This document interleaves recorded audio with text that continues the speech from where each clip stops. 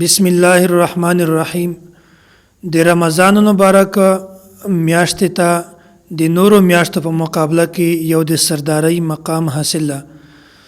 الله تعالی خپل مخلوقاتو کې ډېر شیانو ته یو عظمت او فضیلت ورکړی ده. مثلا په ټولو نبیانو کې سرور کائنات حضور پاک صلی الله علیه وسلم ته په ټولو انبیاء کرام علیهم الصلاۃ والسلام باندې یو فضیلت ورکړی ده.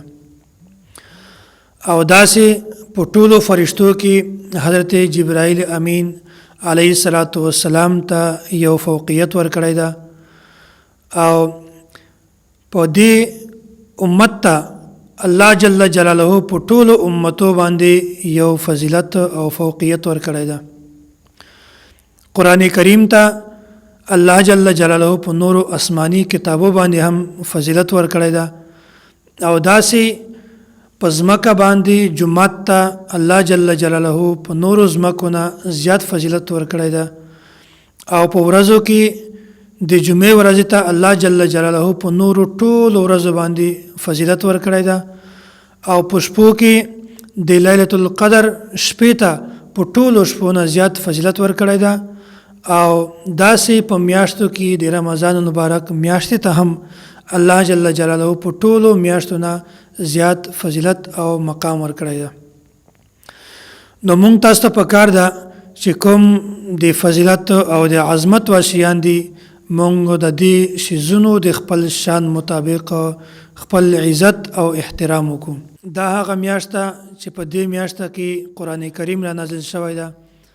او دغه میاشت د الله تعالی د قرب او د اطاعت حاصلولو والا میاشت.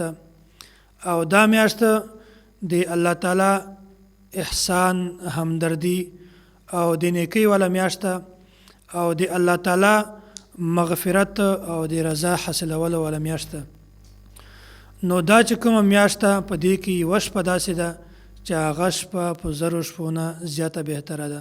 او دې شپې ته شب قدر وایي. حضرت عبدالله بن مسعود رضی الله تعالی عنه فرمایي وایي سید الشهور شهر رمضان و سید الایام یوم الجمعه. وایي د ټولو میاشتو سردار چې کومه ده هغه د رمضان مبارک میاشت ده. او د ټولو ورځو سردار چې کومه ده هغه د جمعې ورځ ده. او داسې حضرت ابو سعید خدری رضی الله تعالی عنه نه هم دا یو روایت ده وایي سید الشهور شهر رمضان. د ټولو میاشتو چې کوم د سرداری لایقه میاشت هغه د رمضان مبارک میاشت ده. او داسې حضرت انس رضی الله تعالی عنه د نبی علیه الصلاۃ والسلام دا روایت نقل کوي دخل رمضان فقال رسول الله صلی الله علیه وسلم.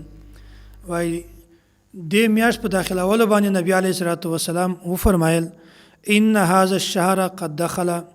وایي دا میاشت د مونږ تاسو باندې راغله. وهو شهر الله المبارک. او دا ډیره مبارکه میاشت ده. فيه لیلة. او په دې کې یوه داسې یوه شپه ده من حرمها فقد حرم الخیر. څوک چې د دې شپې نه محروم سو نو هغه د خیر نه محروم شو. او بیا فرمایي ولا یحرم خیرها الا کل محروم.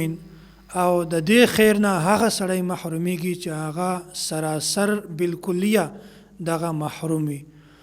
نو مونږ تاسو ته هم پکار ده چې مونږ د دې میاشتې عزت وکړو، قدر یې وکړو.